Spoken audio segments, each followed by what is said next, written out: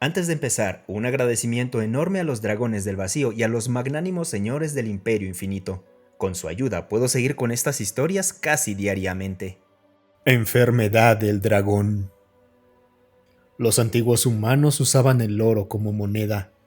Abandonaron esta práctica cuando su economía superó con creces la capacidad de su planeta natal para proveer ese elemento. Pero la mentalidad persistió.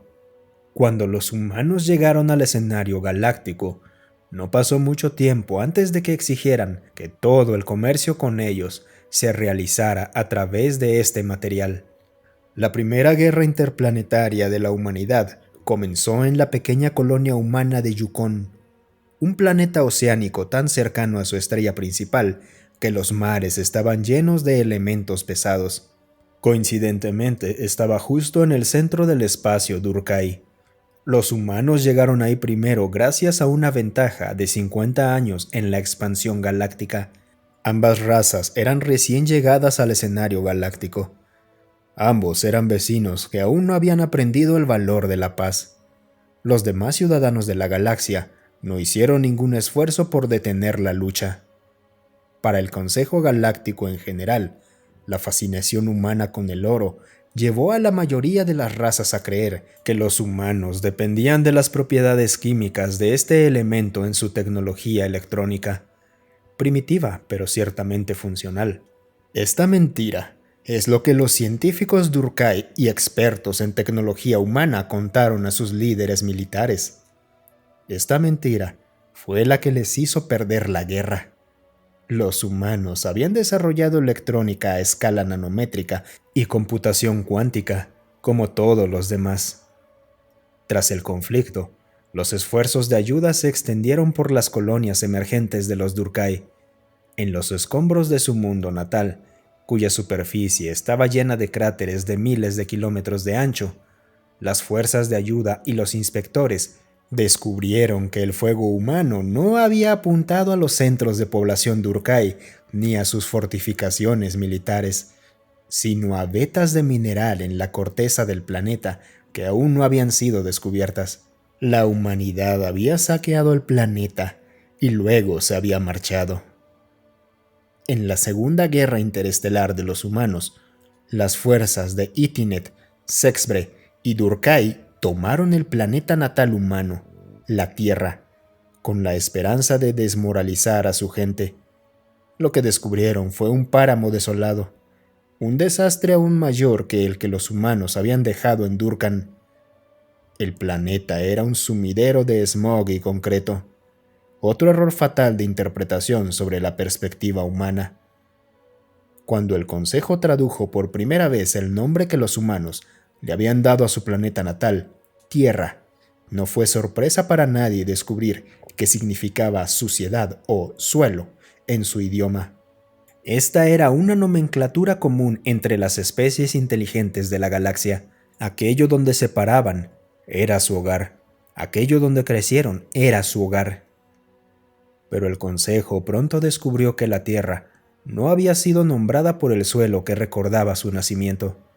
A diferencia de las demás especies de la galaxia, los humanos no nombraron su hogar por la tierra que los vio crecer.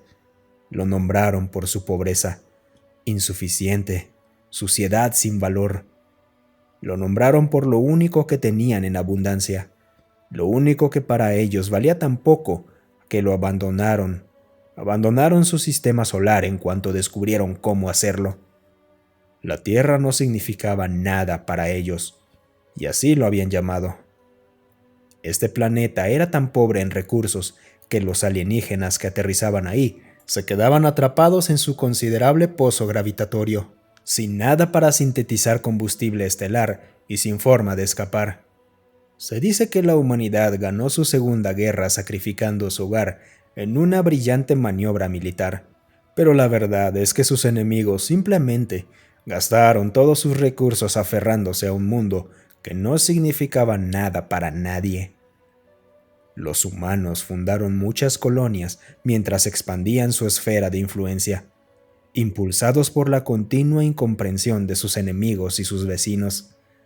Se hicieron conocidos como una especie fantasiosa que prefería vivir en su imaginación y nombrar a sus mundos basándose en mitos y relatos ficticios. El Dorado, Erebor, Nox. Pero si realmente lees esas historias humanas, pintan un panorama diferente. La ciudad de oro, la montaña solitaria, riqueza más allá de toda medida. Los humanos soñaban con una sola cosa y solo una: oro. ¿Alguna vez has estado en un planeta humano? ¿En una capital humana? Su arquitectura es maravillosa. Las razas del Consejo habían visitado los mundos de la humanidad en sus primeros años, cuando no tenían más que la Tierra bajo sus pies y no significaban nada para la galaxia en su conjunto. Fueron catalogados como una especie que construía cosas de piedra reforzadas con metal y vidrio, y luego se les dejó a su suerte durante 200 años. El Consejo cumplió su tarea de presentarlos al universo en general y los dejó continuar. Pero después de 2 guerras y 2 victorias militares, querían observar más de cerca a esta especie de simios obsesionados con el metal. Lo que encontraron era aterrador y al mismo tiempo de una belleza inquietante. Elaborados palacios construidos de oro, naves espaciales hechas enteramente de este metal reluciente, reflejando la luz estelar en un tono dorado sobre kilómetros y kilómetros de paisajes terraformados que reflejaban ese brillo. Lo que el Consejo encontró fue un derroche de riqueza tan excesivo que no pasó mucho tiempo antes de que saquear los mundos humanos por sus reservas de este tesoro se convirtiera en la máxima prioridad para algunas especies. La tercera guerra interestelar de la humanidad fue ganada, una vez más, gracias a otro fatal malentendido. Los destructores humanos, clase Ancalagon, brillaban a la luz de las estrellas, como faros de su opulencia y riqueza malgastada. Su casco dorado anunciaba su presencia en los escáneres a más de 10 sistemas de distancia.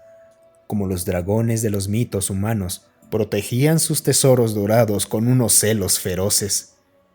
Las inspecciones del Consejo encontraron que los puentes de mando humanos, al igual que los cascos de sus naves y las capitales en sus mundos, estaban absolutamente cubiertos de oro hasta el punto de lo absurdo.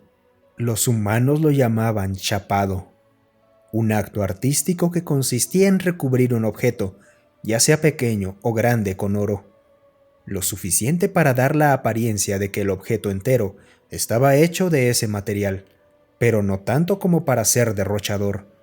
Una capa tan fina, aplicada en la superficie, tan austera y tan eficiente, que podían permitirse usar más en otros lugares. Una paradoja.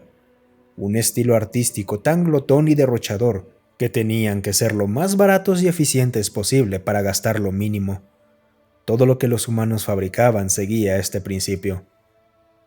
Cuando los piratas saqueadores de Arouten y los conspiradores Clate intentaron aterrizar en el mundo humano de Nox, descubrieron que los ridículos destructores humanos se movían con una velocidad literalmente imposible, deslizándose por el espacio y rozando atmósferas con los motores que no deberían ser lo suficientemente potentes como para transportar tanto elemento atómico 79. La misma codicia que habían adoptado de los humanos fue la caída de ambas razas saqueadoras. Ambos grupos asumieron que la ingeniería humana realmente se basaba en usar oro como material de construcción. Cuando los Clate abrieron por primera vez una nave humana, se quedaron atónitos al encontrar los mismos compuestos de diamante y titanio con los que se construían sus propias naves, y la más delgada capa de oro en el exterior, disfrazando materiales mucho más ligeros y fuertes. Pero para ese punto ya era demasiado tarde. La guerra ya había comenzado, y para cuando el conocimiento sobre el chapado se extendió, ambas especies fueron eliminadas de la galaxia. Sus planetas también terminarían siendo excavados hasta el núcleo por las manos humanas.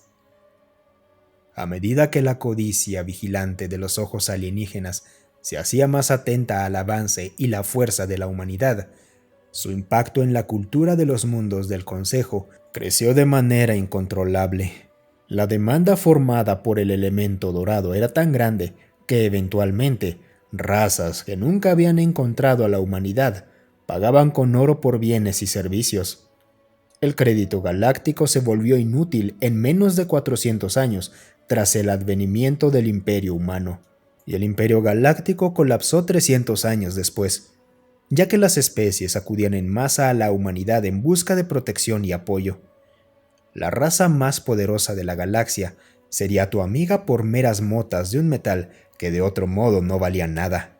La gran expansión, el asentamiento masivo del borde exterior, debe su existencia a la humanidad.